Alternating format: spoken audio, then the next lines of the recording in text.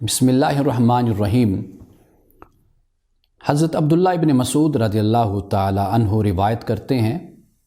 کہ رسول اللہ صلی اللہ علیہ وسلم نے بنی اسرائیل کے حوالے سے اس بات کو بیان کیا کہ پہلی خرابی جو بنی اسرائیل میں پیدا ہوتی تھی وہ یہ تھی کہ ایک شخص دوسرے سے جب ملتا تو پہلے دن تو اس کو منع کرتا، اسے کہتا کہ یہ جو تم کر رہے ہو یہ غلط کام ہے، یہ حلال نہیں ہے، یہ ناجائز ہے، لیکن جب دوسرے دن ملتا تو پھر اس کو منع نہیں کرتا تھا اور پھر اس کے ساتھ کھاتا پیتا، اس کے ساتھ بیٹھتا اٹھتا، اور پھر نتیجتاً ان کے دل آپس میں مل جایا کرتے تھے۔ رسول اللہ صلی اللہ علیہ وسلم نے اپنی امت کو، صحابہ کو یہ تعلیم دی کہ تم ہمیشہ نیکی کی تلقین کرنا اور برائی سے منع کرنا اور ظلم کو روکنا، ظالم کو حق کی طرف مائل کرنا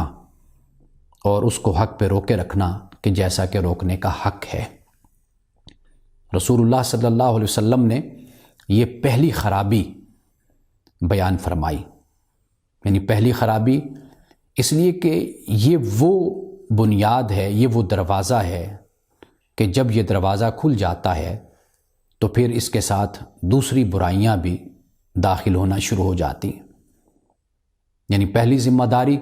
ہر فرد کی، ہر شخص کی یہی ہوتی ہے کہ اگر وہ دوسرے میں کوئی خرابی دیکھتا ہے، کوئی برائی دیکھتا ہے تو اس کو آگاہ کرتا ہے، اس کو ترغیب دیتا ہے، اس کو دعوت دیتا ہے، دین کی طرف بلاتا ہے، اللہ تعالیٰ کے احکام کی طرف بلاتا ہے، تو یہ اس کی ذمہ داری ہو جاتی ہے۔ تو اگر وہ پہلے دن تو اپنی ذمہ داری کو ادا کرتا ہے، پھر دیکھتا ہے کہ یہ باز نہیں آ رہا تو وہ کہتا ہے کہ ٹھیک ہے، نہیں آتا تو میری بلا سے نہ آئے، پھر اس کے بعد اس سے دوستی بھی رکھتا ہے، اس کے ساتھ بیٹھتا ہے، کھاتا ہے، پیتا ہے، اور پھر اس کے وہ اعمال کے جو حرام اعمال ہیں، ممنوع کام جو وہ سر انجام دیتا ہے، پھر اس سے آنکھیں بند کر لیتا ہے اور اس پر کوئی اس کی رہنمائی نہیں کرتا، اس کو خبردار نہیں کرتا۔ تو رسول اللہ نے فرمایا کہ یہ پہلی خرابی ہے جو بنی اسرائیل میں پیدا ہوئی۔ در حقیقت رسول اللہ صلی اللہ علیہ وسلم نے ہمیں خبردار کیا ہے کہ اگر ہم یہ چاہتے ہیں کہ ہم برائیوں کا دروازہ بند کر دیں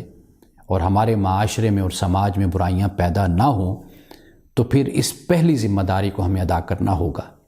یعنی اگر ہم کسی کو دیکھتے ہیں تو ہمیں چاہیے کہ ہم اس کی اصلاح کا کام کریں۔ اس کا مطلب ہرگز یہ نہیں ہے کہ ہم ہاتھ میں ڈنڈا لے لیں یا سخت رویہ اختیار کریں، یا ہم اختیار نہ رکھنے کے باوجود بھی ہم اس کو مجبور کریں کہ وہ یہ کام چھوڑ دے، اور اس کے ساتھ ہم ایسا رویہ اختیار کریں کہ بجائے اس کے کہ وہ دین کی طرف راغب ہو، وہ ہم سے ہی متنفر ہو جائے۔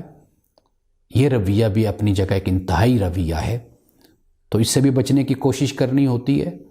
اور پھر اس کے ساتھ یہ بھی کہ بالکل آنکھیں بند کر لی جائیں اور بے پرواہی برتی جائے، یہ رویہ بھی درست نہیں ہے۔ تو رسول اللہ نے فرمایا کہ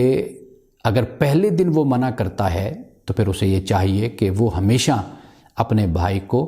ترغیب دیتا رہے اور اس کو خبردار اور آگاہ کرتا رہے، کیونکہ پھر ایک وقت آتا ہے کہ وہ شخص برائی کو چھوڑ دیتا ہے۔